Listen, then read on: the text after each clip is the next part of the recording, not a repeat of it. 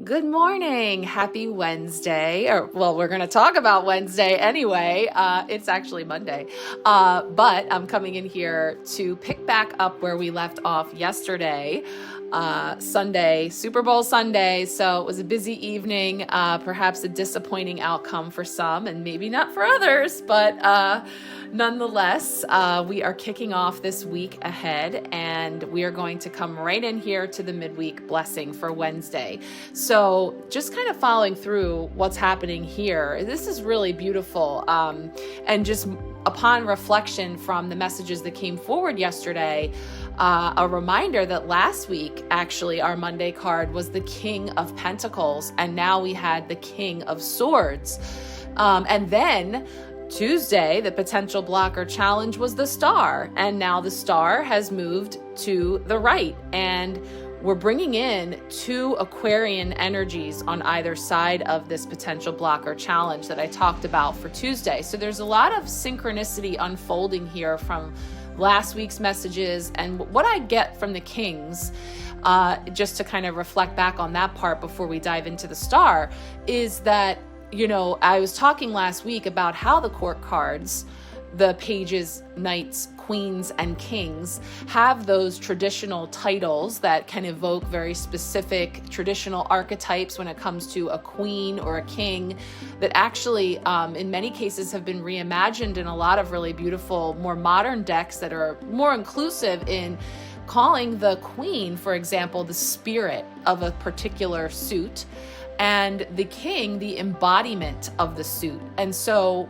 what I'm taking with us getting Kings 2 Mondays in a row, kicking the weeks off for us, is that really bringing into focus the embodiment of a given aspect. So the Pentacles, we're talking about the physical, the material, the root chakra, the base, getting grounded, abundance, safety, security, and the like. And then, of course, as we talked about with the King of Swords, we're talking about the air element, the thoughts, logic, and also expression and such. So I feel like there's this masterclass message that's coming available here, setting the tone for both weeks to show that there's some really significant energies at play here that are really helping us to level up and ascend into embodying the best of, right? And yesterday when I talked about this Ace of Cups, I talked about going down into the muck to really mine the goodies, mine the gold, mine the wisdom that comes through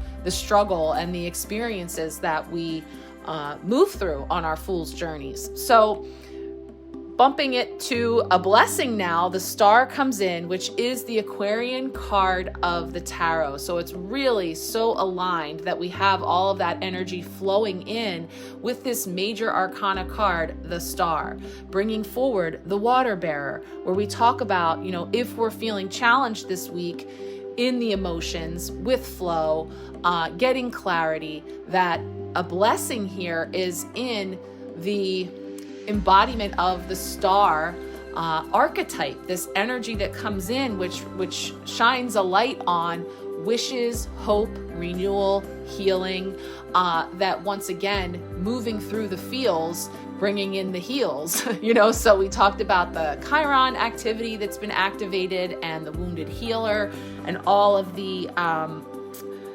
growth, learning, healing, and expansion that's coming forward with those aspects. So as we take a look here at the star, card 17, which again, it's an 8 energy. It's the counterpart to the strength card, our tarot card for the year.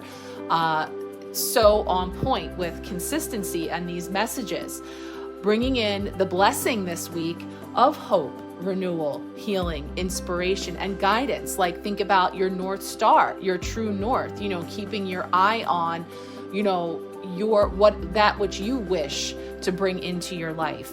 And we'll talk as we go through the rest of our spread, the ways that we have been working towards healing that part of us that may get caught up in the muck and unable to see with clarity the big picture. The star is giving us the big picture as well.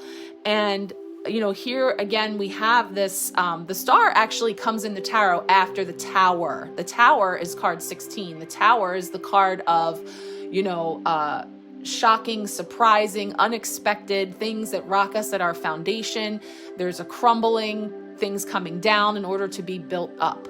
So in the wheel of the Fool's journey, coming after the tower is the star. So it's showing that there's inspiration after challenging times, that there's great healing available after suffering or experiencing things of great difficulty in some cases.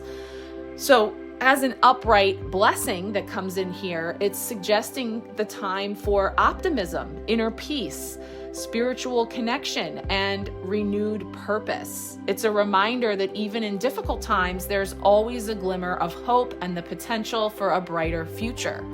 So, you know, like I said, really keeping our eye on the big picture of recognizing, this is something that was coming up a lot as we were tapping into all of these messages, that this reflecting back on the experiences that we've had and all that's come to pass to bring us to this moment was actually all divinely orchestrated and perfectly aligned, even when within that could have been great suffering, struggle, and denser times, you know. So this is bringing in the notion to trust in the divine guidance of the universe and to have faith in the path ahead.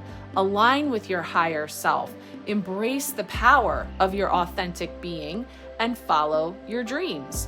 So I think as a midweek blessing, I think that there's a lot of clarity coming in through the muck, the murkiness, the dense emotions and things that may have been feeling blocked or challenged, that we're now coming into a place perhaps of more flow, greater clarity, expression, and also hope, healing, renewal. So this is a really beautiful energy, and one that you'll see will shine a light that's available to our Thursday card, which is highlighting for us how we are growing. So let's take a look now at Thursday.